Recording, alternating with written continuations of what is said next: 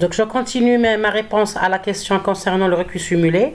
Donc pour la partie 1 qui dit est-ce qu'on peut démarrer l'algorithme du recul simulé avec un point bien une solution non réalisable, la question est non. Il faut choisir la solution initiale qui appartienne à l'espace de recherche, ou bien l'espace des points réalisables, ou bien l'espace des solutions. Toute cette terminologie elle est équivalente, c'est kiff-kiff. Parce que le principe, ou bien la convergence de l'algorithme recul simulé, elle a une relation avec, ou bien elle exige le choix de la solution initiale qui appartient à l'ensemble réalisable, ou bien à l'espace des solutions, donc bien le domaine des solutions. Donc elle doit être réalisable. Mais donc si on prend un point initial irréalisable, c'est-à-dire non réalisable, c'est-à-dire qui n'appartient pas au domaine de solution, qui n'appartient pas à l'intérieur du domaine de solution, alors l'algorithme risque de diverger. Et nous, c'est-à-dire le principe de l'algorithme, il converge vers une solution optimale. Donc, c'est-à-dire, c'est sûr que le principe de tout algorithme de résolution, il garantit la convergence vers la solution optimale. Donc, si vous choisissez une solution initiale non réalisable, vous allez risquer de diverger, donc de s'éloigner de l'algorithme de la solution initiale, de donner une solution, bien un résultat erroné, qui n'est pas la solution du vrai problème. Mais je vous donne comme une remarque, c'est-à-dire le monde de l'optimisation il est très vaste, donc il y a d'autres algorithmes qui permettent cela, mais ce n'est pas le recul simulé. Je cite comme exemple les méthodes des points extérieurs, sont des méthodes qui considèrent la résolution, bien la stratégie de résolution, elle utilise des points à l'extérieur du domaine de solution. C'est-à-dire qu'on peut commencer le traitement de ces algorithmes-là, c'est-à-dire l'algorithme il peut commencer le traitement en choisissant des points à l'extérieur du domaine de solution et ils convergent vers l'intérieur du domaine. Donc je vais, Inch'Allah, préparer des vidéos sur cette méthode, elle est intéressante, la méthode des points extérieurs. On aura l'occasion de la présenter par la suite. Bien. Donc cela répond à votre question, à votre première question. Bien. Donc ici il y a quelques paragraphe toujours sur la méthode de point extérieur. Je vous donne une idée sur la méthode. Donc en général, dans une méthode de point extérieur, on effectue ce qu'on appelle une pénalisation sur le problème d'origine, le problème à résoudre qui est le problème P, un problème d'optimisation. Donc les méthodes de pénalité extérieure ne sont valables à l'extérieur. S'il y a une erreur, sont valables, c'est-à-dire une erreur de saisie, ça c'est une redondance ici. Bien. Donc les méthodes de pénalité extérieure sont valables à l'extérieur de l'espace réalisable. Elle augmente la pénalisation des solutions à mesure que l'on s'éloigne de l'espace réalisable. Vous voyez? Donc on va essayer c'est-à-dire de considérer des points non réalisables et on essaie de converger vers l'espace réalisable. Donc pourquoi on appelle c'est des méthodes extérieures parce qu'ils considèrent des points non réalisables, et puis c'est des méthodes de pénalisation, c'est-à-dire sur le plan sémantique, c'est des méthodes de pénalisation parce qu'ils, comment dirais-je, dirigent les points qui s'éloignent de l'espace de recherche sont pénalisés, c'est-à-dire on peut dire annulés, parce que le but c'est de converger vers l'espace de recherche, extérieurement, de l'extérieur. C'est vraiment, c'est-à-dire c'est des algorithmes très intéressants, j'aurai l'occasion de les présenter en détail dans des vidéos qui viennent. Bien. Donc, très bien. Maintenant, ça, c'est pour la première question. Maintenant,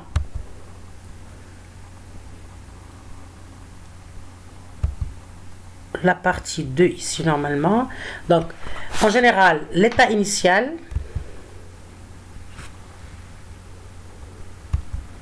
Très bien. Donc cela répond à votre première question. La deuxième question concerne l'algorithme glouton. Donc l'état initial de l'algorithme, c'est-à-dire du recul simulé. On dit un état parce que le recul simulé, il simule un système thermodynamique. Donc c'est un état initial. Donc la solution initiale peut être prise au hasard dans l'espace des solutions. Donc elle est une solution réalisable.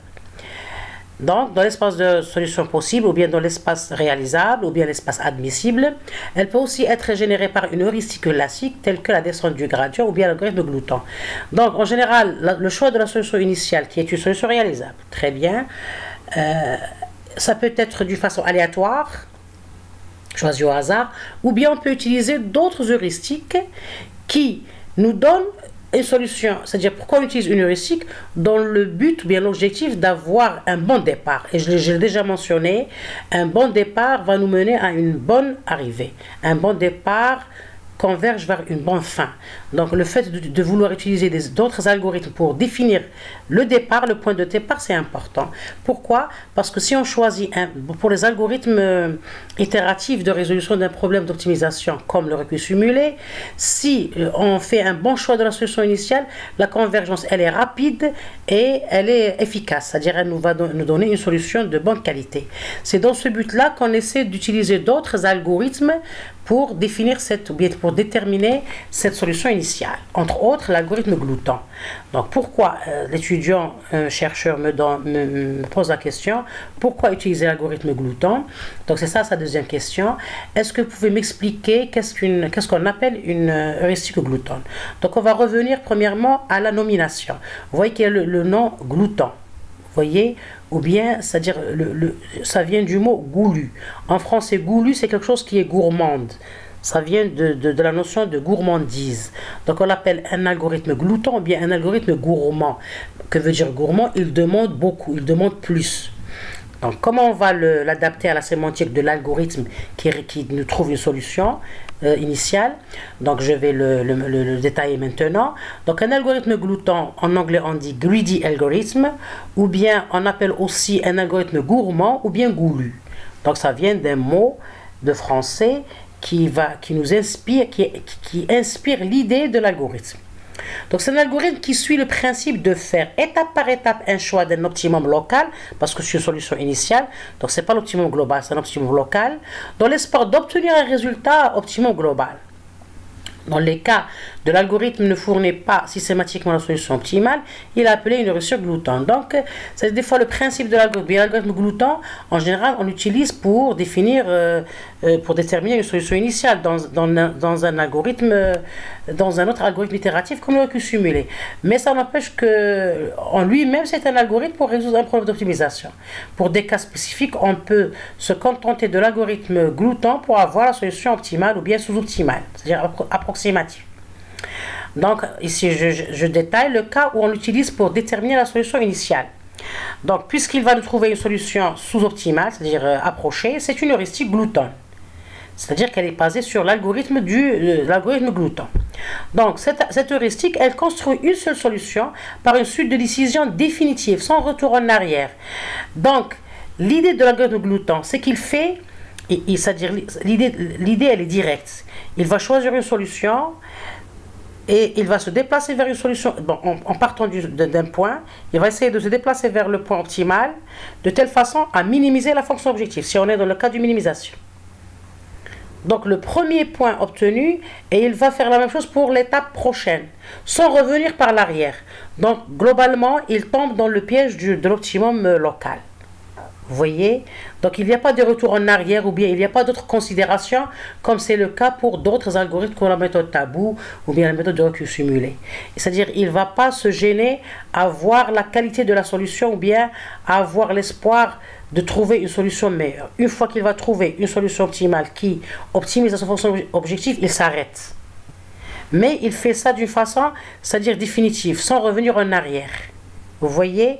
Et il y a plusieurs stratégies qui se trouvent dans des versions de l'heuristique glouton, ou bien dans l'algorithme glouton. Il y a la méthode du plus proche voisin. Donc il va se déplacer c'est-à-dire point par point, en considérant chaque point comme le voisin du point courant. Si le prochain voisin optimise ou bien améliore la fonction objective, il le considère comme une solution optimale. Donc, il y a aussi la notion de la plus proche insertion, la notion de la plus lointaine insertion et la meilleure insertion. Toutes ces stratégies sont des déplacements étape par étape vers la solution qui va être considérée comme meilleure dans l'algorithme glouton. Donc, il n'y a pas des conséquences, c'est-à-dire il ne prend pas le temps de tester si c'est une bonne solution, si on pourra avoir une bonne solution ou non. Comme c'est le cas pour la méthode Tabou, recul simulé, etc. Bien. Donc, pour chaque type de méthode, ici pour voir la différence entre les autres méthodes qu'on a vues, il y a par exemple la recherche exhaustive. C'est une recherche qui explore tout l'espace de recherche dans le but de trouver une solution possible. La programmation dynamique, il y a la mémorisation des solutions des sous-problèmes. Donc, il y a